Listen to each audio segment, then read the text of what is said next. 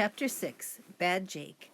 On Wednesday morning, as I got on the bus, the driver watched me climb up the steps. When I was right next to her, she gave me a big smile and said, "How's my favorite little bus rider today?" I frowned at her, and I said, "Terrible, and this bus smells bad." The lady got this shocked look on her face. Then she pushed her lips together, turned her face away, and looked up into her big mirror. She shouted, "Hurry up and sit down back there." Then she slammed the doors shut and grabbed the steering wheel. As I sat down, I didn't know if I should feel bad or smile. But the important thing was this: that was one bus driver who wasn't going to think Jake Drake was so nicey nice anymore. And I thought, maybe she'll even send me to the principal's office for being rude. And I was happy about that, because that Wednesday I had to be someone else, someone different. I was going to make some trouble. When I got off the bus, Willie was waiting for me. We started walking toward the playground because it wasn't time to go inside yet. This first grade boy ran right in front of us, and I stuck out my foot. The kid stumbled and rolled onto the grass. "Hey," he yelled, and he got up and said, "That wasn't nice." I made this mean face at him, and I said, "Yeah, so what?" The kid was pretty little, so he just frowned and started running again. Willie looked at me funny. "You okay?" I said, "No, I'm not okay. All the teachers think I'm so nice, and all the kids think I'm a big teacher's pet." Then I stopped walking and I looked at Willie. I said, "That's what they think, don't they?" Willie scrunched up his face. "Well, I didn't want to say anything, but yeah, I heard some kids in my class talking about you yesterday. They said you want all the teachers to think you're perfect. They said you make them sick. I was going to tell them it wasn't true, but then Mrs. Fruel looked at us, so we had to shut up." I said, "Well, don't worry about it, because I'm going to do something about all that today." Willie looked puzzled. "What do you mean?" "I mean, I'm going to show everybody that I'm not a teacher's pet, that's what." "But how?" asked Willie. "I'm just not going to be so nice." "You mean like tripping that kid?" asked Willie. And when I nodded, he said, "But if you do stuff like that, you're going to get in trouble." I looked at Willie and I smiled and nodded my head again. And Willie smiled too. "Oh, I get it." Then the bell rang and kids started for the doors. Willie said, "Well, have a good day. Have a bad day." And I grinned and said, "Real bad." When I got to Mrs. Snaven's room, I threw my jacket into the bottom of my cubby and then tossed my backpack onto the floor by my desk. I sat down in my chair and pulled a comic book out of my backpack. I had never read a comic book at school before. It was kind of fun. When she saw me, Mrs. Snaven came to the back of the room and sat down at the computer closest to my desk. She turned it on and fiddled with it for a minute or two. Then she said, "Jake, this math program is acting up again." I kept reading my comic book. I pretended not to hear her. She kept tapping on the keys, and then she put her hands in her lap and let out a big sigh. "Jake?" I could tell Mrs. Snaven was looking right at me. "Jake, what should I do?" Without looking away from my comic book, I said, "Take a computer class." That's what I said. Rude, unhelpful, and I said it loud enough so every kid in the class could hear me. The room got very quiet. My hands were sweating and my fingers made spots on the paper of the comic book. Mrs. Snaven was getting furious, I was sure of it. She was getting ready to yell at me, tell me to put the junk away I was reading. 5 seconds passed. Then Mrs. Snaven stood up slowly and walked over to my desk. I felt her standing there, a little too close. I gulped, ready for the worst. She reached out her hand to grab my comic book. Except she didn't. Instead, she patted me on the head. "Jake, you are absolutely right. I've just been putting it off, and now, thanks to you, that's just what I'm going to do. I'm going to sign up for a computer class today, this very afternoon. Because if I can't run the computers in my own classroom, then I guess I have no business using them. So we'll just forget about the computers for a while. After all, who says we need computers to learn about number lines anyway? I have stacks and stacks of perfectly good worksheets. Jake, you're wonderful. I don't know what I'd do without you." Ben Grumson gave me this dirty look, and so did about 20 other kids, because now, instead of using the computers for math, we were going to have to do worksheets. The math game was pretty stupid, but we still got to use a computer, which is a lot better than worksheets. Then Mrs. Snaven said, Jake, could you go to the office for me and ask Mrs. Drinkwater for the community college catalog? I just kept reading my comic book, and I said, I'm reading. Not nice at all.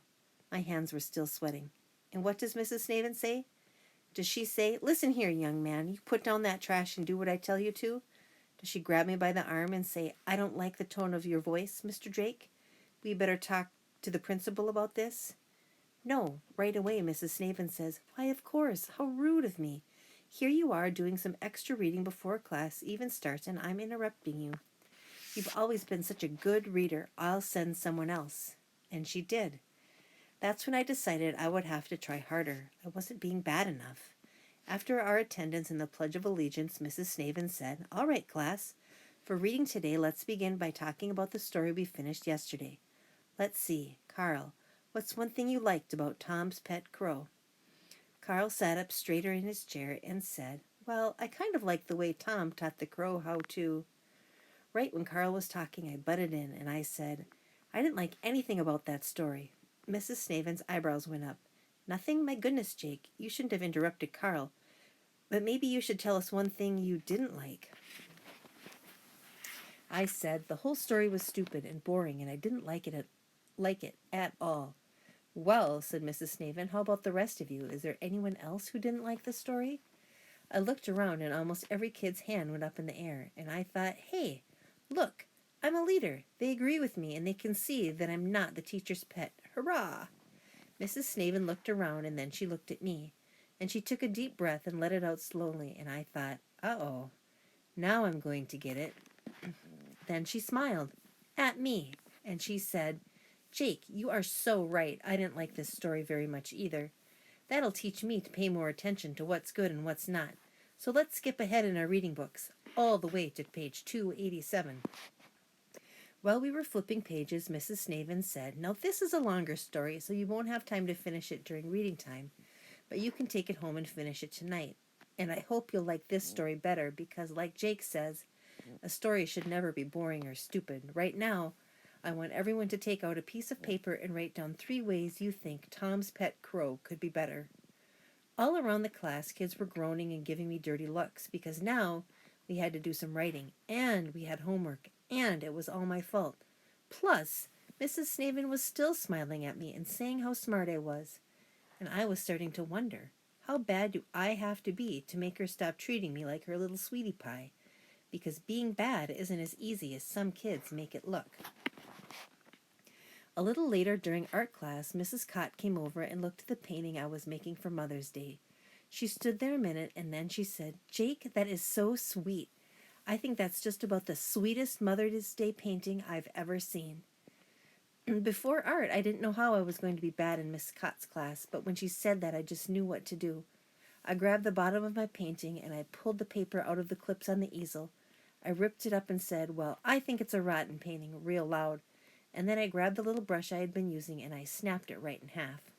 Miss Cott stood there with her mouth open. Every kid in the class was looking at her, waiting for an explosion. Then she took a deep breath and sat down in a chair. She started nodding her head. Then in a soft voice, she said, Class, I want you all to pay attention, which is something she didn't need to say. She was still nodding her head. I thought she was going to start screaming any second. She looked around at the class and said, Jake has just been very brave. You see, I said I liked his painting, and what did Jake do? He tore it up. He knows he can do better work than that, and he's not afraid to tear up his work and start over. Jake, I think you might be the best art student in this whole school. And then Miss Cott smiled at me like I had just painted the Mona Lisa or something. So art class was a bust. I was still the teacher's pet. One of Mr. Collins's big rules is never swing on the ropes. So what did I do at the beginning of gym class? I swung on the ropes and I yelled, Yahoo! While I was doing it. And when Mr. Collins came through the doorway and saw me, what did he do? Did he come and grab me? Did he shake his fist at me? No, he grinned. Then he said, I was wondering who'd be the first kid to break that rule this year. I love a kid who's got some spirit, some background, some backbone. The rest of you kids could take a lesson from Drake here. Okay, trooper, off that rope and give me 5 push-ups, and the next kid who swings will do 30 push-ups and 30 sit-ups. So the rest of you don't get any ideas. Then at lunch, when I handed the orange belt to Mrs. Carp and said, I don't want to wear this anymore, did I get in trouble? No, Mrs. Carp patted me on the head and announced something to everyone in the cafeteria. She smiled at me and said Jake Drake was being very unselfish. She said Jake Drake wanted to share the fun of wearing the lunch patrol belt with someone else. And then she gave the belt to Ben Grimson, who did not smile at me. And no one was happy with me during afternoon math time either, because we all had to do 3 worksheets instead of using the computers because of me. So by the end of school on Wednesday afternoon, I was ready to give up. All day I had been about as bad and rude as I knew how to be, and it hadn't done any good. I was still the teacher's pet. Every teacher's pet. After school, as I got on the bus, this wave of lemon smell rolled down the stairs at me. Then I saw 3 yellow air fresheners hanging from the back of the driver's seat. Before I could get past her, the bus driver grabbed me and gave me a big hug. She said, after what you said this morning, well, I went right out and bought these things for the bus. And when I went to take care of my little grandson today, he climbed up on my lap and said, Gamma Mel's good. Isn't that the cutest thing you ever heard? And then the lady hugged me again, with everyone watching. And she said, you're still my favorite little passenger. No doubt about it. I had a one-way ticket to Pettsville.